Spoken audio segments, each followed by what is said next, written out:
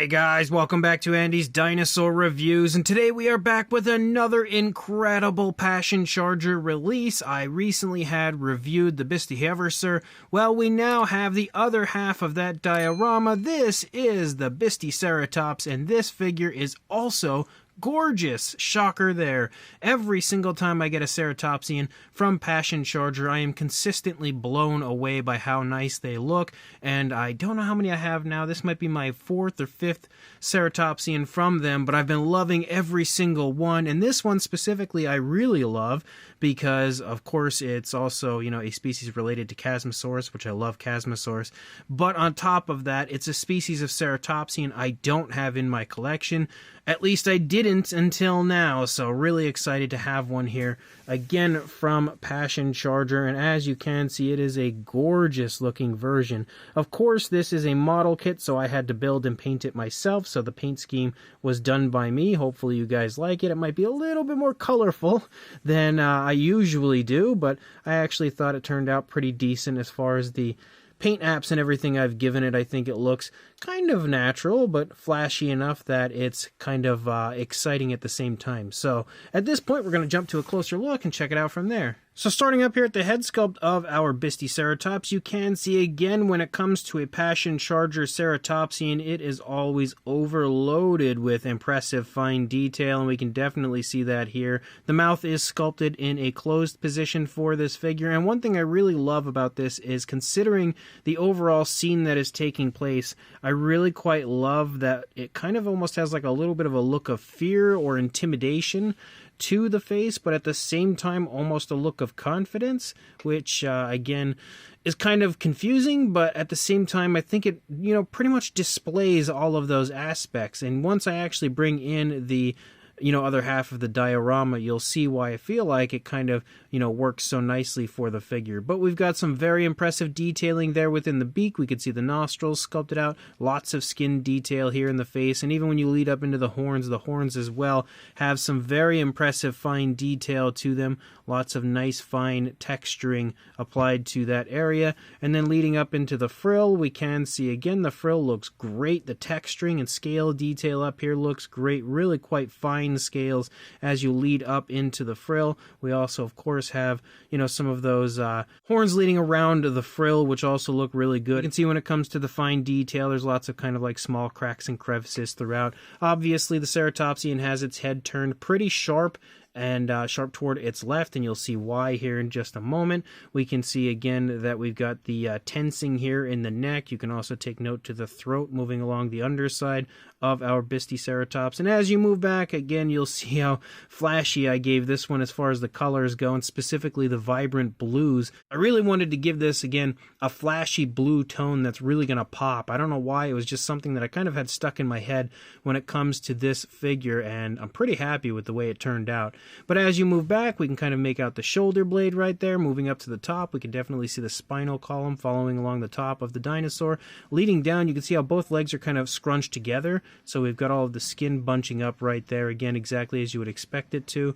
Leading down through the course of the front leg, we can see the elbow present right there. Really nice foot sculpt, again, with the toes sculpted beautifully, and again, the nails as well. We've got some very nice fine texturing as you lead down through the leg, and you'll see the same thing here on the rear leg. Of course, you can make out the hip bone kind of protruding from the skin right there. Impressive muscle definition moving down through the thigh down into the calf. We again have that foot sculpt with the nails again sculpted quite nicely, and of course our toes for our Ceratopsian sculpted nicely as well. And then leading up, you've got a really cool curve to the tail as you lead out, and I tried to give it again a little bit more flashiness with the way that the black kind of plays off of the white tail, and hopefully that turned out pretty nicely. I hope you guys like the coloration of this one, but again, the nice curvatures to the tail, and you can see how the skin is kind of stretching off of the tail there. If we turn the dinosaur around, we can obviously see that the head is really stretching, and you can see that specifically here with the skin kind of leading off of the underside of the neck and throat,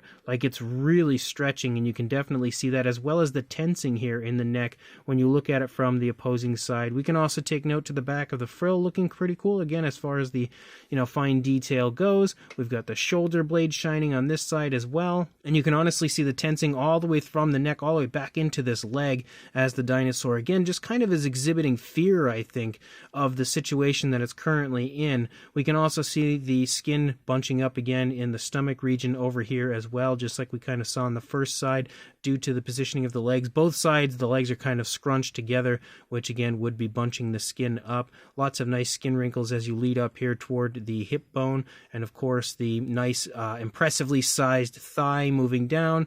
You've got the curvature here to the knee and like the bending of the knee right there in the back of the knee, scrunching the skin and everything up. Nice muscle definition there in the calf. And then of course the toes as they're kind of picking up and leaving the ground as our ceratopsian is turning.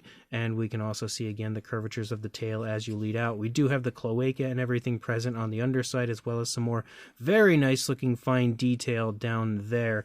And then of course our base as well. And the base is pretty reminiscent to the base we had seen on the Bistahieversor, because we again have just an earthy area that matches up quite nicely to the Bistahieversor. And of course I added a little plant and filled in the areas where the other plants were meant to go, and I went and used these plants instead. And we also of course have the species name here again on the front of the base, just like we had with the Bistahieversor. But overall the base is very nicely textured and looks great. And of course once we actually bring the other piece of the puzzle in here, you'll see how nice it all matches together. But as far as the size goes, obviously this one's pretty small, and again in 1/35th scale, and also on top of being 1/35th scale, it's also kind of like bent in, so there's not going to be much in the way of a length. You're looking at about 4¼ inches, or I'd say a hair over 10.5 centimeters, closing in on 11 centimeters,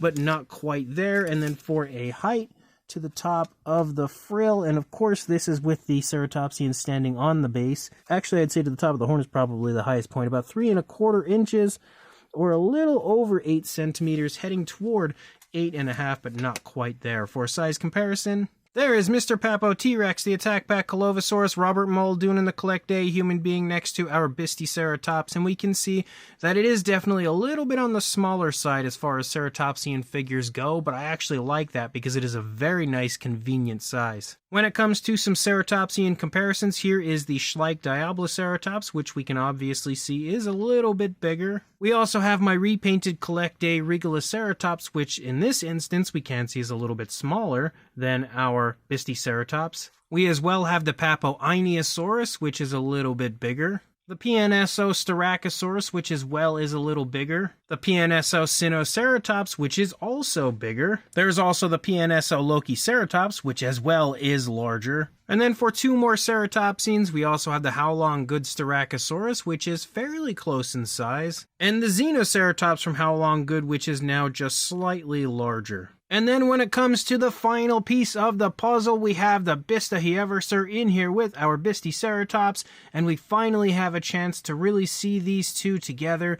And now you can, I think, really appreciate the entire diorama and just how absolutely incredible it truly is. It is by far one of my favorite dioramas that I now have in my collection. The sculpts on both of these are just gorgeous, and once they are applied together and they are added together, it really creates an amazing scene taking place and now makes sense of so many different parts of the set, like the Bistahieversor kind of like slamming its brakes on and turning. We can now see why it has done that. We can also see that kind of look of fear, but still kind of confidence in the face of the Bisticeratops. Like, it all kind of combines to create one absolutely unreal diorama here from Passion Charger. So this Passion Charger Bisticeratops is beautiful. As always, Passion Charger kills it with every single release they pump out, and have without a doubt given me some of the best prehistoric models that I have in my collection, and they will continue to do so moving into the future. But this is an excellent choice from their part. As far as like species go, again, it's a species I did not have previously, so it's really exciting to now have one, but it's even more exciting to have one that completes such an epic diorama. Sculpt-wise, it is as highly detailed as you will ever find for a ceratopsian. It sports every ounce of detail that you would expect to see, like from tensing to the neck to skin wrinkles and like the muscle definition, even down to like the tiny cracks and crevices in the horns, all the way up to the facial expressions of the ceratopsian, really helping to portray the scene that's taking place.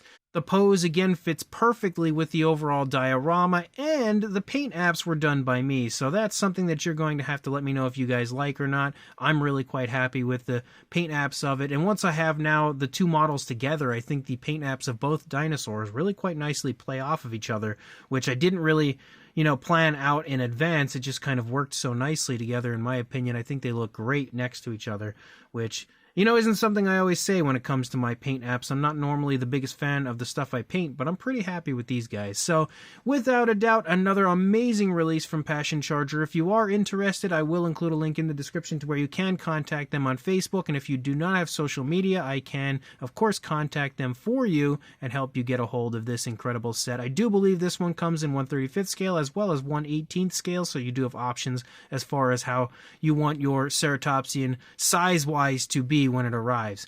But of course, definitely a recommendation from me. Pick it up if you want it, and like, comment, and subscribe, and I will see you in the next review. Thanks for watching.